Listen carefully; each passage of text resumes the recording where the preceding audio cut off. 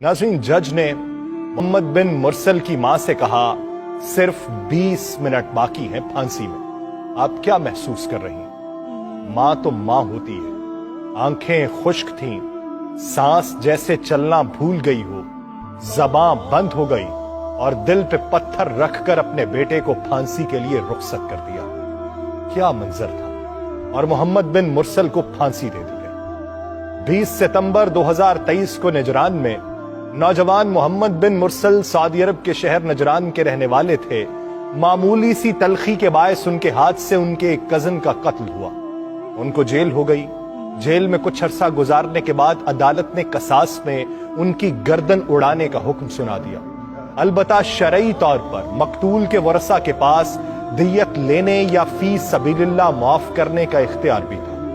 मोहम्मद बिन मुरसल के कबीले आले रिज़्क़ के बच्चों, बुजुर्गों और नौजवानों ने यह फैसला किया कि मकतूल के कबीले आले सुंबह के सामने माफी की दरखास्त रखी जाए। वो चाहे तो दियत ले लें, वो चाहे तो माफ कर दें।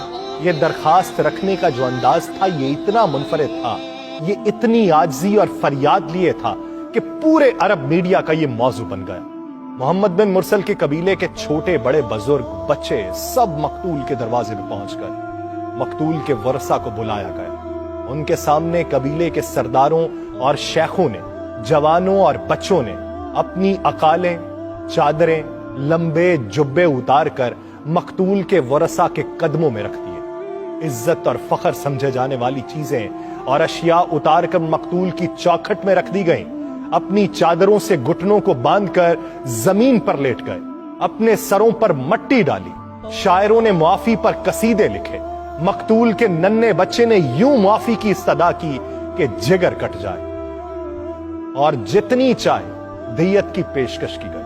पूरा सऊदी अरब बोल पड़ा कि माफ किया जाना चाहिए। शरीयत ने दियत और माफी का ऑप्शन भी तो रखा है, लेकिन मकतूल के वरसा ने ना तो माफ किया और ना ही दियत लेने पर राजी हुए। चुनाचे आज से कुछ दिन पहले 20 सितंबर को नौजवान मोहम्मद बिन मुरसल की गर्दन कसास में उड़ा दी गई। ये पहला कातिल था जिसके लिए पूरे मुल्क में मगफिरत की दुआएं हो रही थी। लोग हमदर्दी का इजहार कर रहे थे, लेकिन दूसरी जानिब कानून अपनी जगह कितना मजबूत था कि सब कुछ होने के बावजूद भी नाफिज हो गया। लेकिन वो कौमें तरक्की करती जहां पर कानून किसी के लिए दो राया ना हो, जहां पर कानून सबके लिए बराबर हो, जहां पर शहजादों के लिए भी कानून वही हो जो उस मुल्क के एक आम बासी के लिए। तो वो कौमें तरक्की करती हैं।